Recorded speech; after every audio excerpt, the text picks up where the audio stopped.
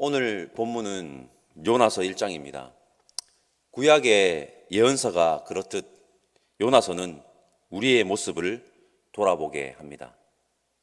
요나서를 읽고 묵상하고 있으면 요나가 꼭 우리 같다는 생각이 많이 듭니다. 그리고 요나하면 떠오르는 인물이 있습니다. 누구십니까? 바로 예수님이십니다. 예수님께서 마태복음 12장 38절에서 41절 그리고 마태복음 16장 1절에서 4절에 요나를 언급하셨습니다. 그 중에 12장 38절에서 41절까지 말씀을 제가 한번 읽어보겠습니다. 그때에 서기관과 바리새인 중 몇 사람이 말하되 선생님이여 우리에게 표적 보여주기를 원하나이다.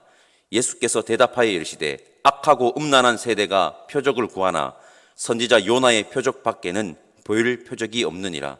요나가 밤낮 사흘 동안 큰 물고기 뱃속에 있었던 것 같이 인자도 밤낮 사흘 동안 땅속에 있으리라. 심판 때에 니느웨 사람들이 일어나 이 세대 사람을 정죄하리니 이는 그들이 요나의 전도를 듣고 회개하였음이거니와 요나보다 더 큰 이가 여기 있으며. 아멘. 자신들만이 선택받은 민족이고 자신들만이 의롭다고 여기고 자신들만이 구원의 특권을 누린다고 여겼던 서기관 그리고 바리새인과 사두개인, 그들이 예수님에게 표적을 보여달라고 청했을 때 예수님께서 그들에게 이렇게 말씀하셨습니다. 요나의 표적밖에는 보여줄 표적이 없다. 예수님께서 말씀하신 요나의 표적에 담긴 뜻이 무엇일까요? 악독이 만연했던 니느웨, 하나님은 악독이 만연했던 그 니느웨 백성들이 회개하자 하나님께서 재앙을 돌이키십니다. 요나의 표적에 담긴 첫 번째 뜻은 죄인이 회개하면 구원을 받는다는 것입니다. 요나는 물고기 뱃속에 밤낮 3일을 있었다고 합니다. 예수님은 3일 만에 부활하셨습니다.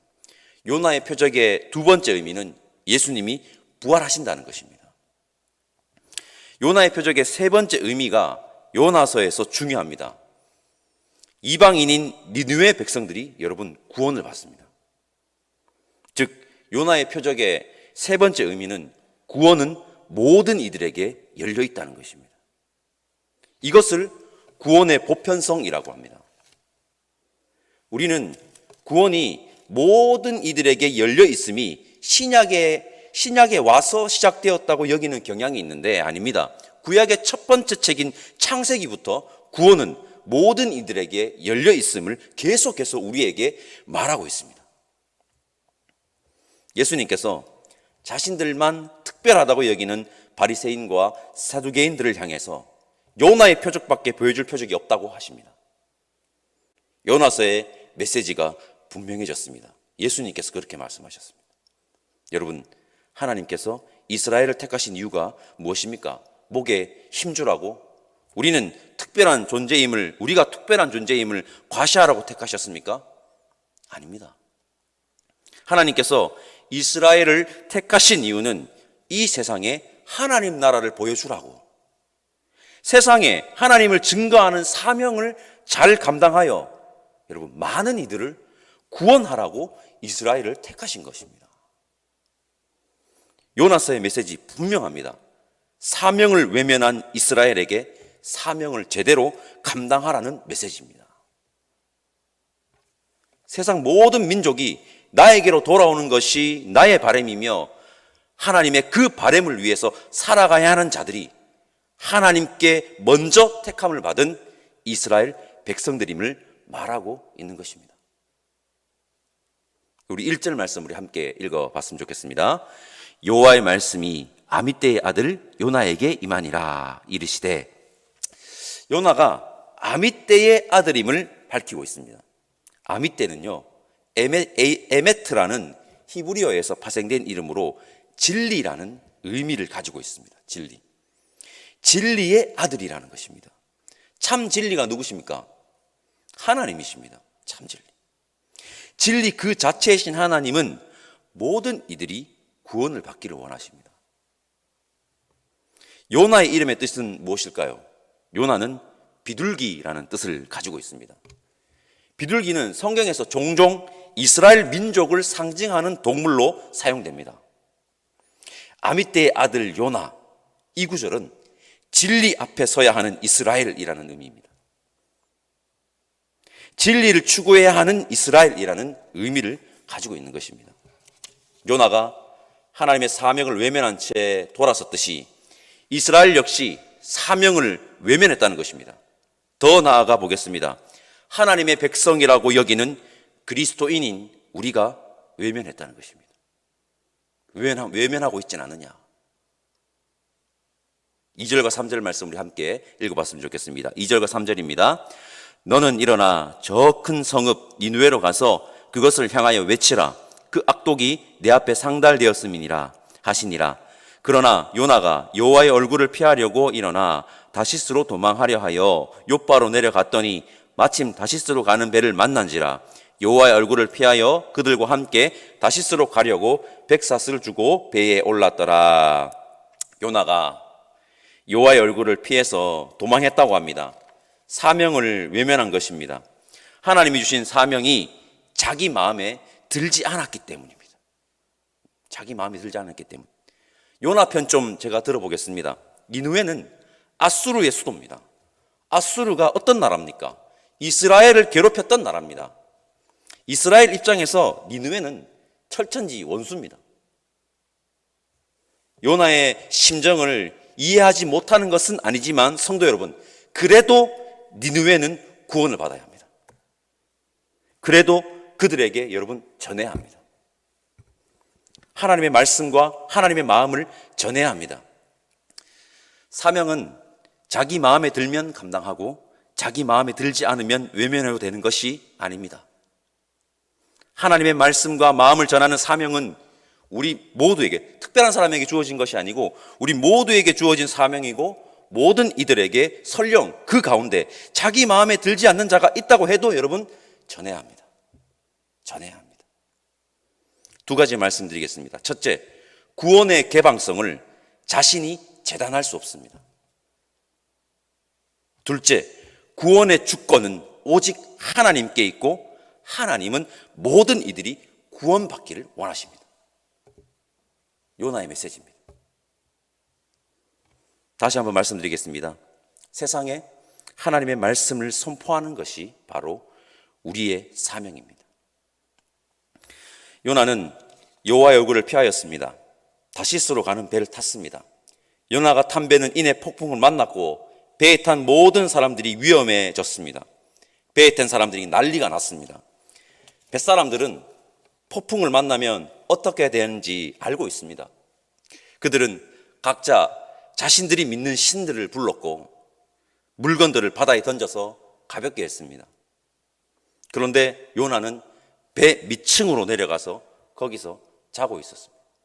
그렇게 난리가 났는데, 여러분, 여호와의 얼굴을 피해 자기가 원하는 대로 하면 좋을 것 같고 자기가 원하는 대로 하면 잘 될 것 같은데 요나서는 분명하게 말하고 있습니다. 내려갔다고 말입니다. 내려갔다고. 계속 내려갑니다. 삥 둘러서 말하지 않겠습니다. 잘 안 됩니다. 잘 안 됩니다. 여호와의 얼굴을 피하는 순간 인생의 하강은 시작됩니다. 그리고 피할 수도 없습니다. 도망갈 수 없습니다. 왜입니까? 하나님이 안 계신 곳이 없기 때문입니다. 하나님이 안 계신 곳이 없습니다. 그리고 중요한 거 하나 더 말씀드리고 싶은데요. 요나서 1장을 묵상하면서 저의 마음에 들어오는 부분이고 우리가 분명히 보아야 하는 부분인데, 배에 탄 이들이 위기에 봉착했습니다. 폭풍이라는 재난을 만났습니다. 우리는 이 세상에 재난이 일어나면 믿지 않는 사람들의 제약 때문이라고 여기는 경향이 있습니다. 아니나 다를까 코로나19라는 세계적 재난이 처음 유행했을 때 하나님을 믿는다고 하는 사람들이 다른 이들에게 책임을 전가하기에 바빴던 모습이 있었고 보았습니다. 그런데 요나서는 이렇게 말합니다. 하나님의 백성 때문이다. 하나님의 백성 때문이다.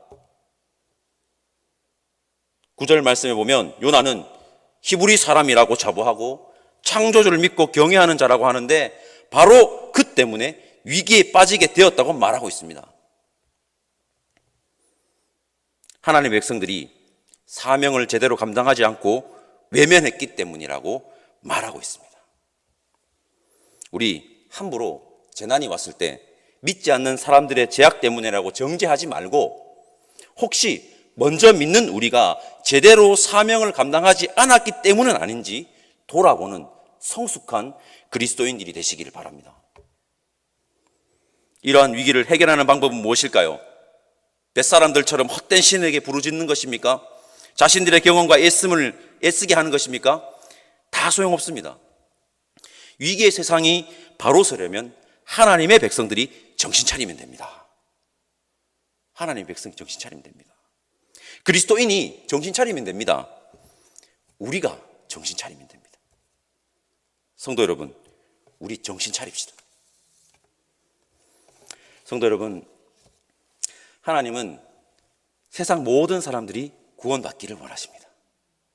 그리고 우리에게 사명을 주셨습니다.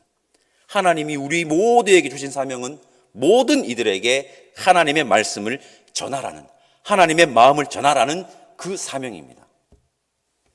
그 사명을 외면하지 맙시다.